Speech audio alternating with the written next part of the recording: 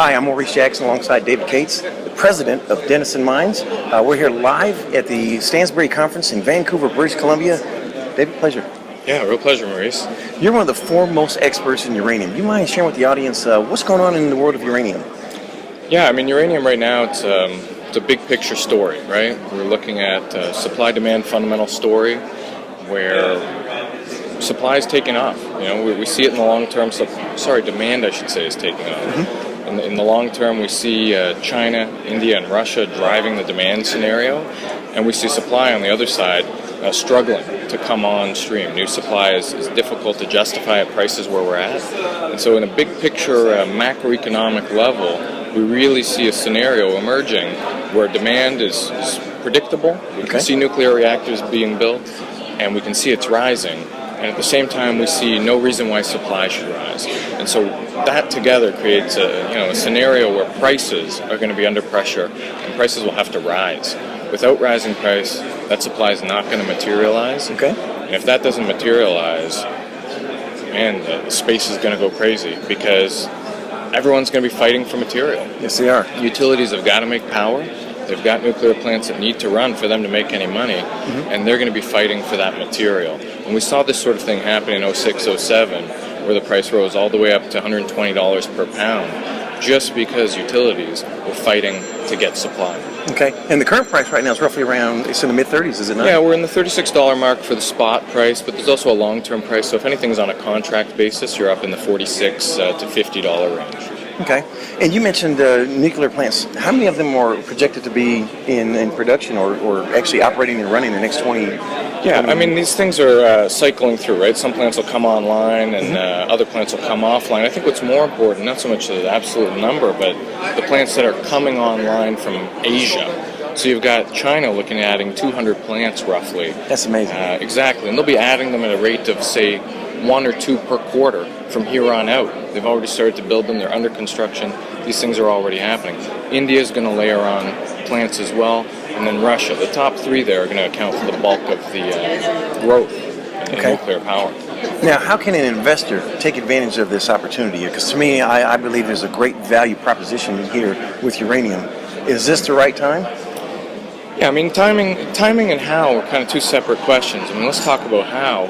There really aren't that many ways to play the uranium space. You know, there's some of these utilities you can buy into, but when you buy into a utility, you're buying into a whole bunch of stuff because they're probably not just generating nuclear energy, right? So then your next option is to buy into a uranium producer or uranium exploration development company. Okay. Right? That's where Denison fits into this.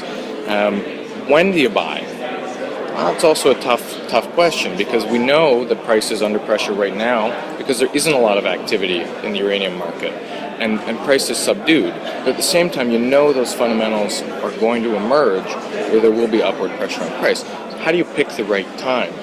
You know, classic investing question, right? Right. You know, everyone wants to pick the bottom. It's tough to know where that is. I think we've already hit the bottom. I think when we had uranium at $28, that was the bottom. We're up to 36 now. So, I mean, realistically, now is a reasonably good time to be getting into this space because you're on the low end of the grand scheme of things, but you're on a bit of an upward tick. Right. Well, what does Denison Mines, how does that fit into one's portfolio?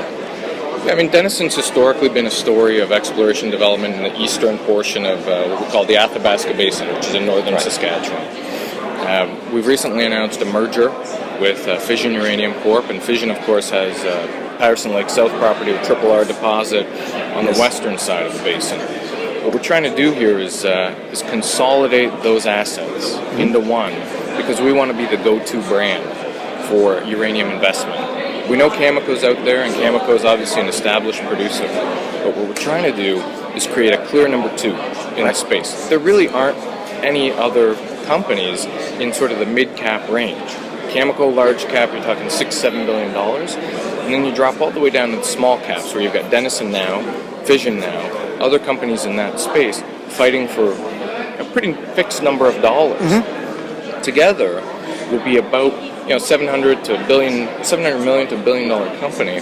We're going to start to open markets up for this for our companies. We won't fight against each other.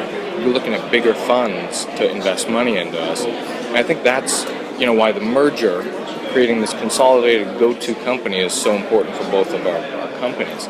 Investors will see us as a clear choice. If they want exploration development leverage and they want uranium in the Athabasca Basin, there's not going to be a better choice than Denison Energy. I would agree on that. If we can, switching gears slightly, Lucas Lundin, what's his position in this? Yeah, no, absolutely. So Lucas has been with the Denison brand for many years.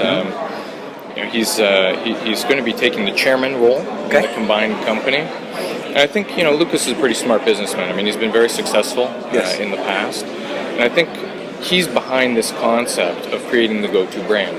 And you might ask, okay, well, why now, and why is Lucas thinking that this is the thing to do? I think it's underpinned by a fundamental belief that the uranium market is about to take off. Okay. And so together, we're going to have more leverage to that market. And I think that's what Lucas sees in this deal, and I think that's why he's so excited about this deal, is because he sees that the market is going to take off, and there aren't that many places to put your money, and we're going to put together the best option for investors in the space. That sounds amazing. I'm a shareholder of Fission Uranium, and I'm actually very excited about the merger. Great. I see the synergy there and the opportunities for you to specialize in what you specialize in, and let Fission specialize what they specialize in. And what is the new symbol going to be? Ticker symbol? Yes, sir. Yeah, I don't know actually. We would probably still be DML, but we may look at rebranding that, yeah. Okay. And if somebody had further questions, who should they contact? And our website's got a lot of good resources on it. You can always contact our investor relations group. We've got a phone number on the website. Okay. Sophia Shane and Amanda Strawn will be able to point you in the right direction. Okay. And what's the URL? What's the website? It's www.denisonmines.com. Okay. Well, sir, it has been an extreme pleasure. Real pleasure, Maurice. Thanks so much. Thank you.